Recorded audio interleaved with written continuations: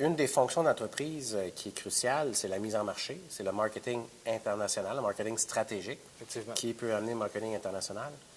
Aujourd'hui, on voudrait aborder ce sujet-là, d'une part, pour comprendre quels sont vos défis. Quels sont, toi, comme entrepreneur, comme fondateur, et avec l'équipe qui est là, de façon générale, au Québec, et de ce qu'on a compris aussi ailleurs dans le domaine des hautes technologies, les gens ont de la misère à faire de la mise en marché.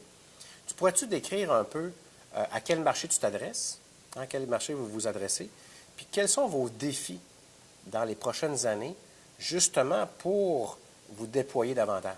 OK. Pour ce qui est de la mise en marché, je vais plus me concentrer sur notre division qui est recherche et développement. En fait, les difficultés qu'on a, c'est vraiment avoir une présence qui est internationale. Donc, on parle vraiment de réseau de distribution, des fois aussi des vendeurs, vraiment des matériels marketing, beaucoup sur Internet. Donc, ce qui est difficile, c'est rejoindre beaucoup de monde, mais qui sont vraiment pointus et nichés. Donc, c'est pas comme avoir une campagne publicitaire de masse que le public en général comprend, qui peut être un peu plus facile, mais c'est plus facile à faire. Nous, c'est vraiment cibler les laboratoires qui font la recherche dans le domaine qu'on travaille, mais encore plus précisément, qui utilisent les types de produits qu'on fait. Donc, ça complique un peu le niveau.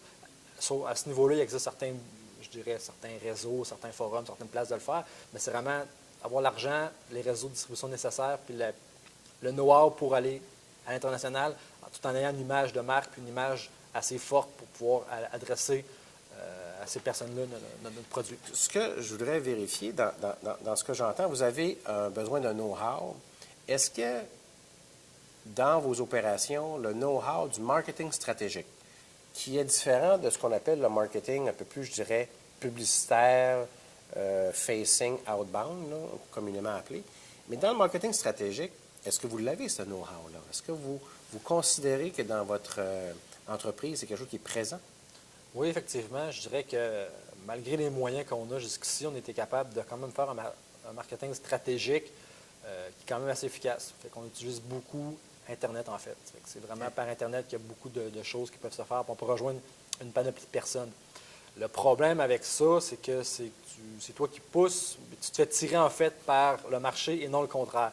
On est rendu vraiment à un stade maintenant d'entreprise où est-ce qu'on serait capable d'un peu plus pousser directement, aller vraiment cibler les clientèles que nous, on voudrait desservir. Présentement, c'est vraiment les clients qui sont capables de nous trouver via nos sites Internet, les réseaux sociaux, puis trouver les produits qu'on a, puis venir nous chercher.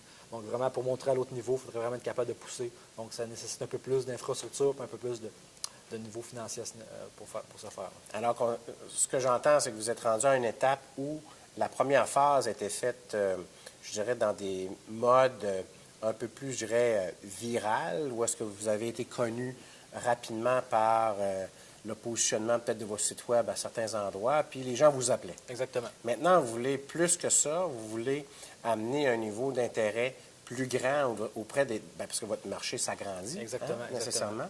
Et vous voulez mieux comprendre où vous pourriez cibler et aller chercher et aller porter votre message, en fait, d'offre. Et aujourd'hui, c'est votre grand défi, c'est ce que j'entends. Exactement. Pénétrer les marchés, principalement comme les États-Unis, l'Europe, puis vraiment nicher, aller chercher les laboratoires qui auraient besoin de nos produits, qui ne sont pas déjà nos clients, mais même aussi, comme par exemple les produits que le monde va acheter, c'est souvent pour planifier des expériences. Donc, ils vont peut-être acheter une fois par mois ou 3 mois. Donc, puis souvent, c'est des étudiants qui vont passer les commandes et tout. Les étudiants gradués, ça va durer entre 2 ans et 4 ans. Et à un moment donné, ils oublient. Fait que c'est aussi répéter le message puis montrer qu'on est encore là, qu'on a d'autres types de produits. Fait que c'est aussi d'avoir la clientèle qui est là puis être capable de vraiment ramener cette clientèle-là puis continuer à avoir une relation avec les autres puis l'entretenir. Et à la fois aussi aller chercher une nouvelle clientèle. Fait que c'est vraiment les deux défis qu'on a principalement.